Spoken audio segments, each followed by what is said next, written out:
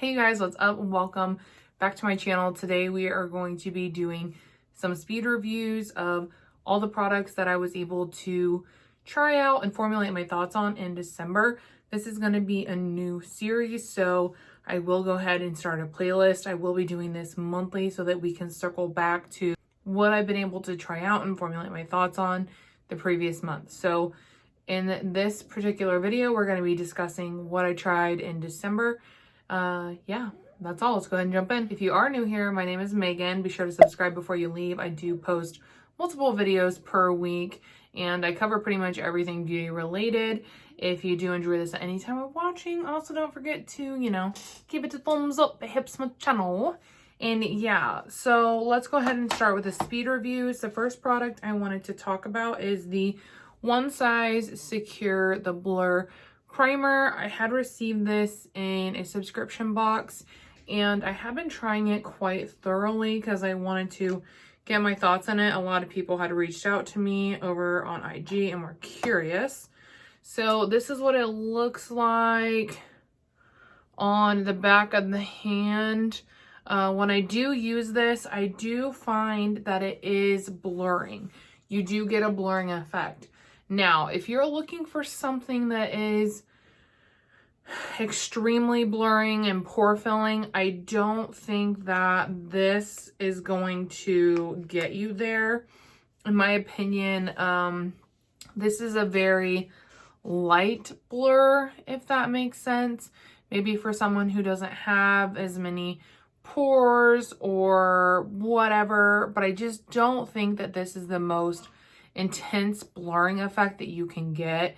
If you want your pores to completely disappear, the product that I would recommend is either going to be the Tarte Timeless Smoothing Putty Primer or the Huda Beauty / Glowish Blur Jam.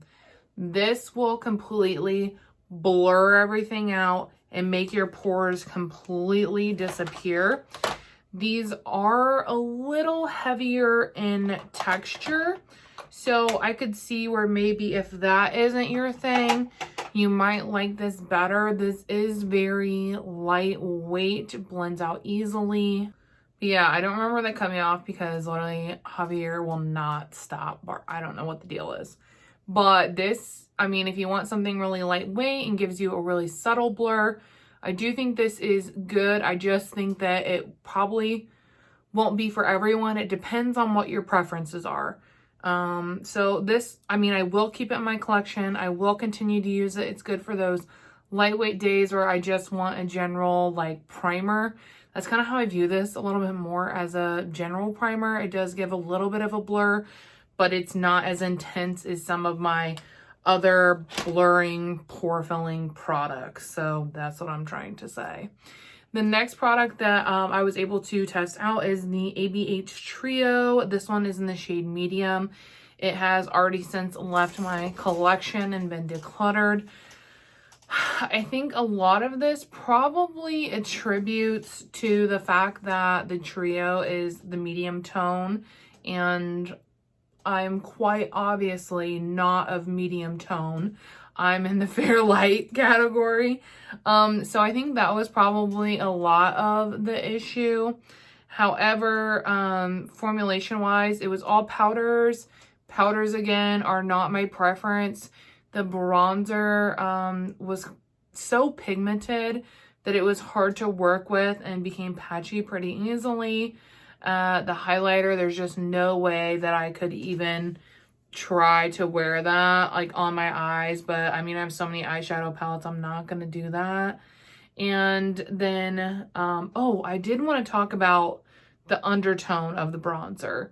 And I don't know if it was like this because it's not meant for my complexion, but the undertone of the bronzer was very interesting. It almost kind of had a pinkish red undertone that was a little bit similar to the blush in the middle. It was really weird. And so I was like, am I accidentally dipping into this blush? But I wasn't. So the undertone was really, really interesting to say the least. And then the blush in the middle, I don't use powdered blush. I don't really use that tone of blush. So the whole thing really just wasn't for me. I'm not saying it was bad. I'm just saying that it didn't meet any of my preferences, or I don't know, even my fucking skin tone, the bare minimum. So yeah, that was sent to me, I think, by Boxy. But yeah, so that was a no for me. The next product was the Tarte Foundcealer. This is a multitasking foundation. I have the shade 22N. And I have honestly overall really enjoyed this. I could see where it could be a little bit drying depending on, you know, how you're prepping your skin and your overall skin texture. I could see where it could be a little bit drying. I prepped usually with something pretty hydrating and I didn't really have an issue. This shade is a smidge deep for me, which is why, you know, I wore it enough to try it out and get my thoughts, and then I've stopped because I think it would just be a better shade for me in the spring/summertime, or if I were to, you know, fake tan. But overall, I did like this. It evened out the skin really nicely. In my opinion, it was a medium coverage, buildable to full. And I thought it looked great on the skin. The wear time was good. It's something that if I didn't have a bajillion freaking foundations, I would definitely consider purchasing a full size. So it might be something that goes on my wish list after I finish this. But overall, I did really enjoy that. The next product that I was able to test out is the Natasha Denona Tan Bronze and Glow palette.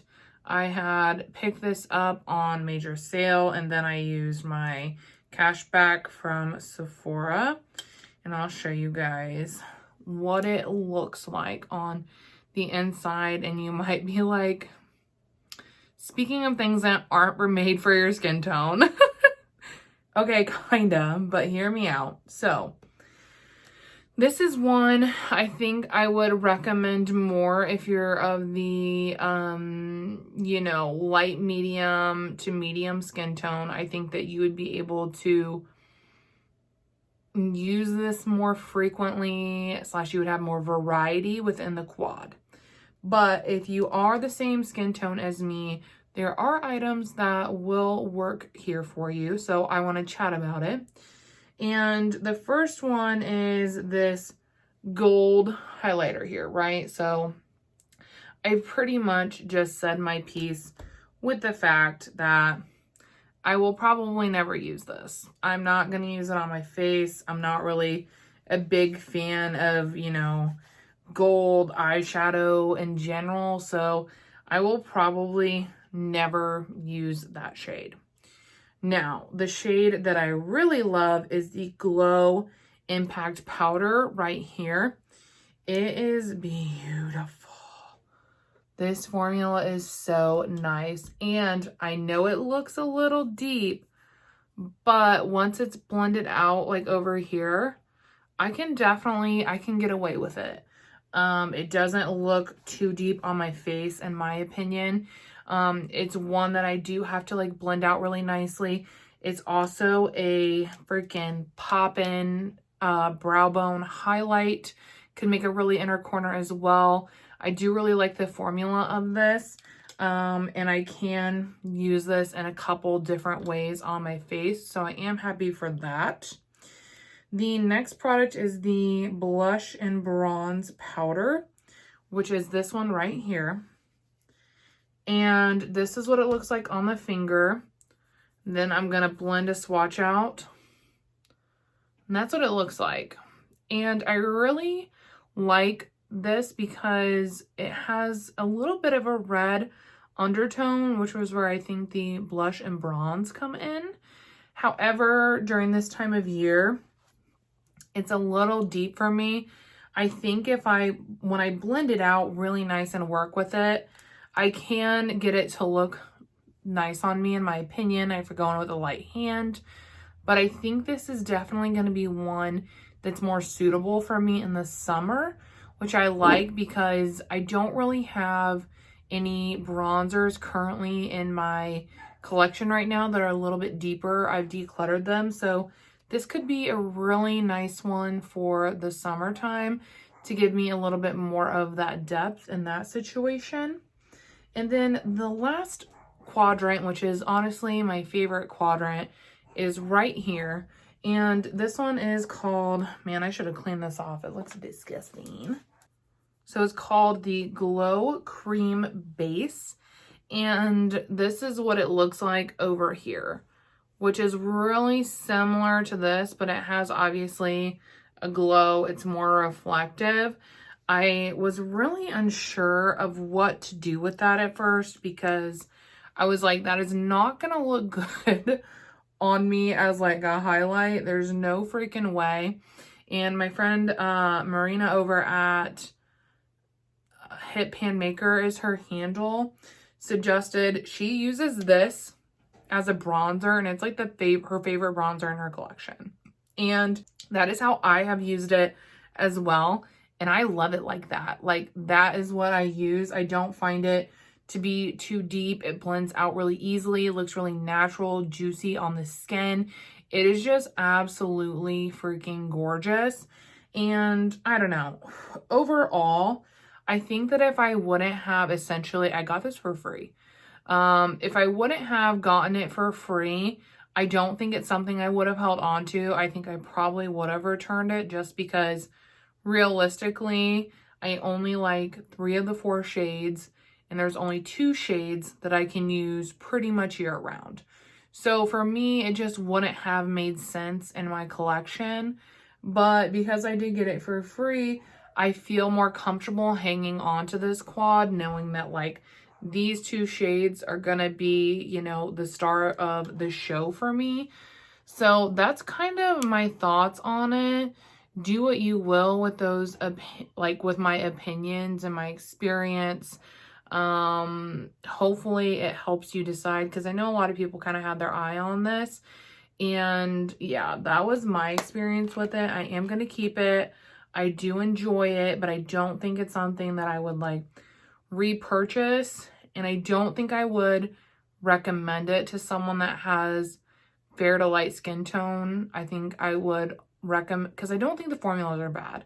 So I think just based on the tones in here, I'd recommend it to someone with, you know, more medium skin, which is probably what it's geared toward anyway, if I had to guess. But yeah, that is my long-winded thoughts on that.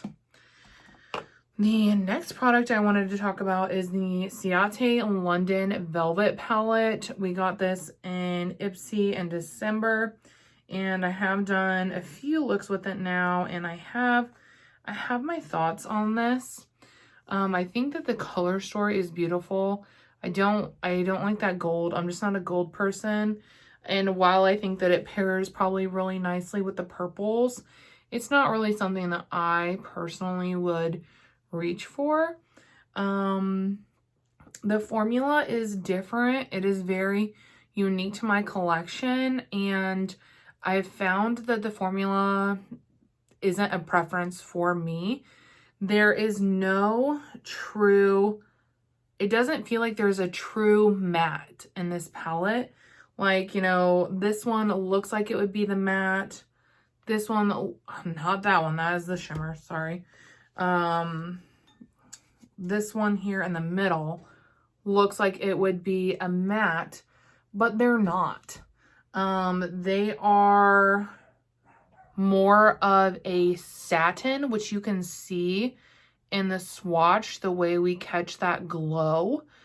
And for me, I don't mind satins per se, but I don't necessarily gravitate toward a palette that is, quite frankly, all satins and shimmers. That's something that I kind of found through trying this, that it's not my favorite. I didn't really have any issues with the blendability of the palette or building things up. There wasn't really any performance issues.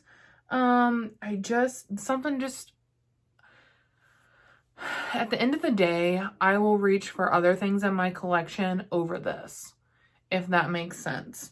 The only thing that really like sticks out to me is this shade here and this shade here, and they are very sparkly, and this, you know, sparkle translates well onto the lid. I really, really loved those shades. I didn't create a look that I didn't like with these at all. I actually feel like the palette leans a little more orangey than I would have anticipated. Like, you know, this one here is straight up orange on my lid.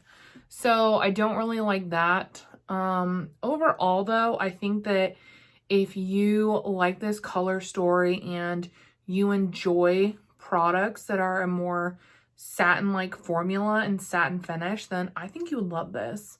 I just don't think that it meets my preferences, and it doesn't necessarily stand out in my collection to where I'm gonna reach for it over other things. But overall, I was pretty pleasantly surprised with this and with the formulation. So yeah, those are my thoughts on it. I don't think I'm gonna hang on to it. I haven't really decided yet. But if you're eyeing it, it's not bad. It's a really nice palette. Okay, the next product we're going to chat about is the Chanel bronzer. I have the light shade one. They only have 2 shades of this on Ulta, but apparently I did a little research and they have 3 shades available, which is still pretty laughable. It's not enough. And you know, even with my Fairlight complexion, this is not a tone that is the most flattering on me. I don't love this. That's what I feel. I don't love this, but I also do not hate it. I picked this up with Ulta points. So that's why I decided to just hang on to it, because this is a $50 bronzer. And if I would have spent my money on this, I would have returned it because it just didn't wow me. And for $50, I feel like I need to be wowed. And this did not do that.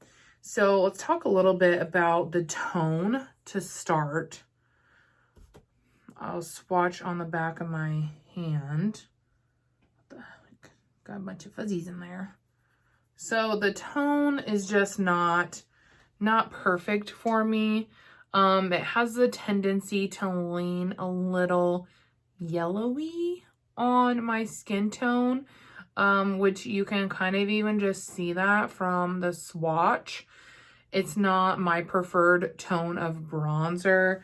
I much prefer something like the Milk Makeup one, like that. And this one is just too yellowy. I like something that leans more like that. I will say though, the nice thing about this, because the formula is, in my opinion, really stiff. So you do have to build it up, which doesn't bother me. I would rather have a product that needs to be built up in order to, you know, look nice on the skin than a product that is overly pigmented that leaves so much room for air. So this is nice in the fact that, you know, it does give you that room for air because it takes some time to build it up. And that's just because the formula, it's stiff. It's really stiff, but you are able to pick stuff up and build it. But you can just see here the difference in the tones. It is very fragranced. Like when you smell it, it has a very floral fragrance. So if you are sensitive or your skin is sensitive, I just wanted to let you know there is that fragrance in there.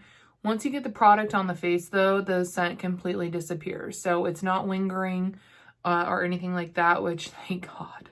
Because I was like it's going back. Like because I cannot with fragrance like that. So yeah, I mean, overall, I think this is a pretty run-of-the-mill average cream bronzer, which for the price point, I just think that it is not worth it, you guys. For 50 bucks, I should have been knocked off my fucking seat. And I just wasn't. I think, yeah, it looks pretty, like, it looks fancy. I feel fancy, but, like, it doesn't look fancy on my face, you know? So, yeah, I think this is going to be a pass for me. I know I did a whole review over on IG about it. It's pretty meh, unfortunately. The next product is the Fenty. These are the Stunna lip paints. I currently have the shade Uncuffed. I also picked up the shade, the red one, whatever shade that was. And I will tell you, first of all, they're not all made equally. And it's interesting because I've talked, sorry, I don't know why I just don't pause when I do that, but I've talked to several people not only about the Stunner lip paints, but the Fenty gloss bombs in general. And it's kind of been a consensus that both lines, the formulation doesn't appear to be consistent within the line. So I don't like that. It can be hard for me to recommend a product in general when I know that, like, if you don't like this shade and you want to pick up a different shade, the formula could not be consistent and it could suck. Because that's what happened. I tried this one. I absolutely fell in love with it. This one is the shade Uncuffed, and it is beautiful. The formula is long-lasting, not drying, does not bleed everywhere, but stays within your lip liner. It is just a home run. So I picked up the red one, and I did not have the same experience with it. It bled a lot, even with a lip liner. It didn't have the same kind of transfer proof qualities. Like, it didn't dry down the same. So whenever I was doing anything, it was like bleeding onto my face. I was literally like, thank the freaking Lord I did not try this out when I was going somewhere. I tried it out at my house because I'd had a couple people warn me that it may do that. That was their experience. And unfortunately, I had the same experience. So if you're gonna pick one of these up, the shade that I recommend is Uncuffed. I don't feel comfortable recommending any of the other shades because I don't know if they'll be made like this one or if they'll be made like the red one. Like, I don't know. But this one was really good, and I have not been into a matte lip in like 2 years, but that one really inspired me. Next up, we have 3 products left, you guys. Sorry, this is like not very speedy, I guess. Sorry. But this product is not a new product, but is a newer to me product. It is the Maybelline City Bronzer in the shade 200. This is my friend Katie's like favorite bronzer. So I had added it to my wish list because I'd really wanted to try it. And then one of my friends in the community was like, I have this and I don't like it. Like, do you want it? And I was like, oh, yes, I do. So they were kind enough to send it over, and I will just swatch it for you right there. And this one, the undertone is a little bit unique. I was kind of worried about it because I was like, man, is it going to lean too yellow on my skin tone? But once I get it on there and get it blended out, I don't have any issues with it, you guys. It is a really nice product. Overall, it's long lasting. Like, look, the tone looks really nice on my skin, which I like. And this is affordable. It's drugstore, and I really like it. It's actually, I think, the only the only single powdered bronzer I have left in my collection, because I just felt like this would not only be a good one to reference for drugstore, but it is one that's newer to my collection and one that if I'm reaching for one, I really enjoy. Oh, I lied. I also have the Glowish one. Okay, I have two. But yeah, I really was pleasantly surprised by this. So thanks, Katie, for your recommendation. I do really like it. It just blends out like so nice. Like, look at that. Gorgeous. So highly recommend this one. I have the shade 200. I don't think that there are a lot of shades of this, if I'm recalling correctly. But that's the shade I have, and I really like it. It does a super nice job. The next product is the Wet n Wild collab that they did with Peanuts. It was a Merry Christmas Charlie Brown palette. Look how cute this packaging is. You're so cute. This was another one I picked up with points when they were having it on sale. I'd seen Rose and Ben do a few, like two, I was gonna say a few, but literally two looks with it, and I really liked them, and so I was like, oh yeah, I'll pick it up, give it a try. I have not tried Wet n Wild shadows before, so I was intrigued. I also didn't realize, because I didn't read the description, that there are 2 pressed glitters in here, so that is on me. Yeah, I don't like pressed glitters. I don't use them, so that was completely my whoops. But I did try this out on a live over on Instagram that is saved under the Reels portion on my feed, but I will insert the look that I did as well. And I don't know how I didn't see it before, but I just think the color story is a little bit hard. And that's kind of what I was struggling with a little bit. Also this red, well, I was having a hard time getting it to show up in what I was doing. And maybe that's just because of what I was doing, but it was not pulling through for me. And then this shade here, atrocious. It is crumbly, messy all over the place. And it's just a mess. I don't like that. It's too dry for what it's trying to be. So I did not enjoy that. I did enjoy this shade here, which in my opinion is the star of the show. I mean, look at that. So pretty. But it does have a black base. And I don't know why, but in my experience, products with a black base like that can be a little bit harder to work with, especially if you're like trying to blend out the edges, stuff like that. It can be a little bit more difficult. I didn't hate the look that I did with it, but I didn't love the look that I did with it. I was not wowed by the pigmentation of the mattes and the color payoff. That's what I was looking for earlier with the red. The mattes didn't have good color payoff. They look pretty muted, which is like kind of frustrating because there's really only, 2 more neutral mattes, and then you have literally a blue, a black, and a red. So maybe this palette is just too creative for me in my point of life. But I mean, I really just wasn't wowed by the formulation, and I don't think that this is one that I'm going to hang on to.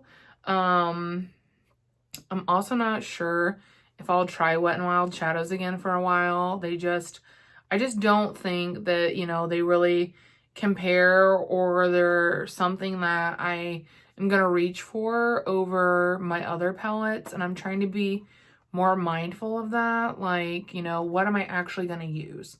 And it's not going to be this. So those are my thoughts on that. And then the last product is the e.l.f. Halo Glow Liquid Filter. This is the shade 1. Yeah, it looks pretty yellow. I'll swatch it for you guys. This is, the one that broke the internet, $14.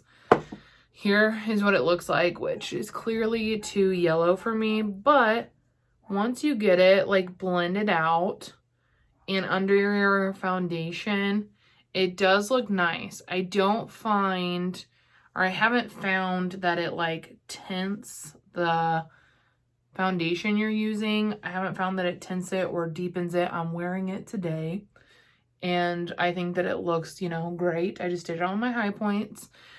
But yeah, I think that if you are eyeing the Charlotte Tilbury Flawless Filter, I think that you're going to get the same thing right here for a fraction of the price if you can fit into the shade range. And I'm hopeful that e.l.f., like with the success that this product has had, I'm hopeful that e.l.f. will expand the shades a little bit, because I think I would like a little bit of a lighter shade, especially for winter. And then this could be a nice summer shade. But I was trying to see, yeah, the shelf life on this is 6 months. So I'll definitely be leaving this out on my vanity, but I do like it. The packaging is really high quality. It's a glass bottle. The doe foot is literally huge, but I don't feel like that's a bad thing. I like it because I'm applying it in big spots on my face, so I don't have to repeatedly dip into the product. I think that, you know, like a lot of other people have thought before me, that this is a home run, and I'm really, really liking it. I did pick it up from e.l.f.'s website, which they have a really great point system over there. So I was able to snag this pretty cheaper than it already was. But yeah, I really love this and would highly recommend if you're looking for a glowy base product. I think that this will definitely get the job done for you. But yeah, so that is all for my speed reviews of the products I tried in December. I hope that you guys enjoyed this video. If you did, please let me know in the comments or give this video a thumbs up, because like I said, I plan to do these monthly. But if you guys aren't interested in them, I don't know that if I will. So just let me know what your thoughts are in the comments, or give this video a thumbs up, and we'll go from there. But yeah, that is all for me today. Thank you guys so much for watching. It truly means more than you know, and I will see you all in my next video. Bye!